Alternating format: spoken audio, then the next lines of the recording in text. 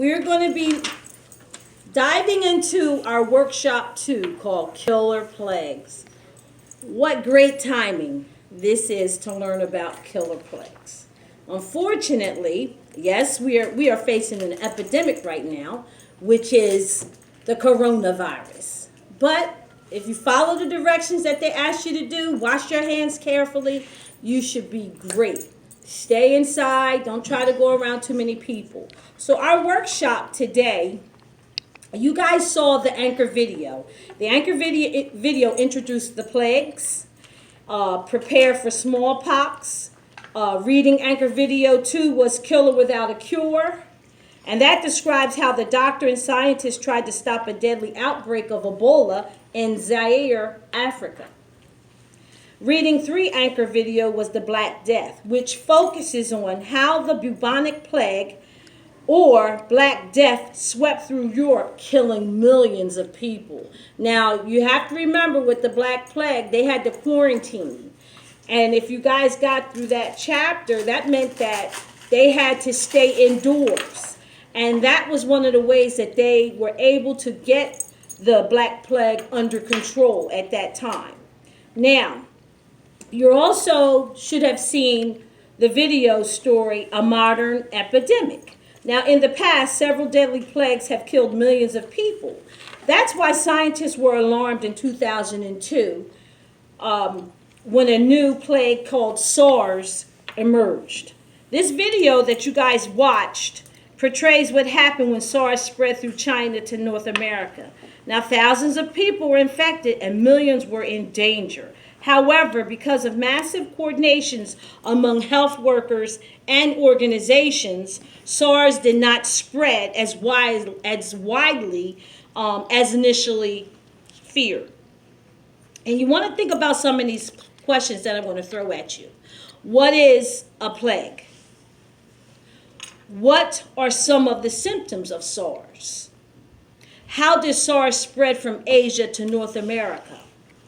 What did the medical workers do to try and keep SARS from spreading? Were the medical workers' efforts to keep SARS under control successful or unsuccessful? Now, I want you to think and connect and respond to these questions that I just threw at you. Please give me a response for those questions that I just asked you, which was, what is a plague? Where or what were some of the symptoms of SARS? How did SARS spread from Asia to North America? What did medical workers do to try and keep SARS from spreading? Were the medical workers' efforts to keep SARS under control successful or unsuccessful?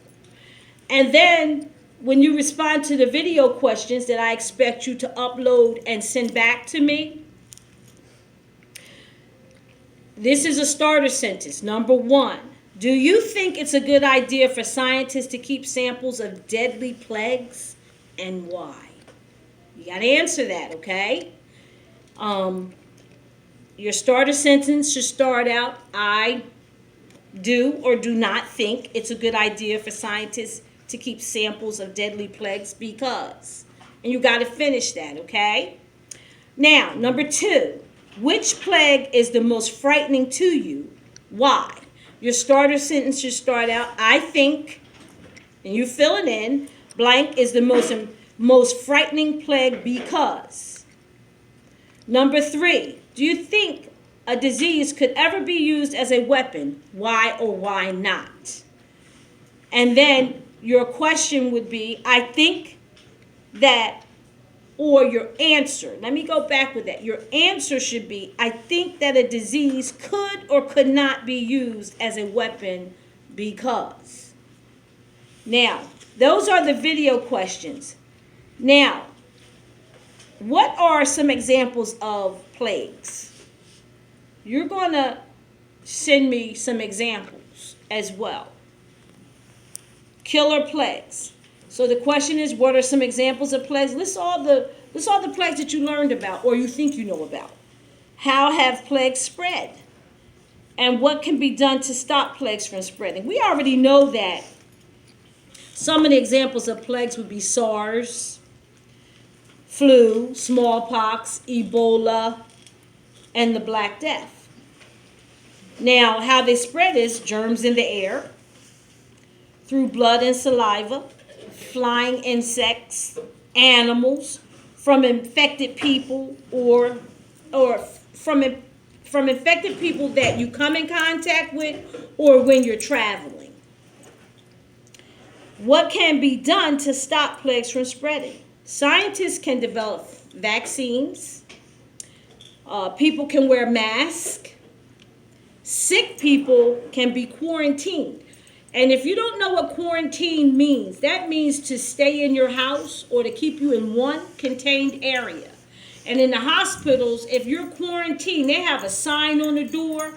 When the nurse and the doctors come in, they're in mask so that you don't get infected from it.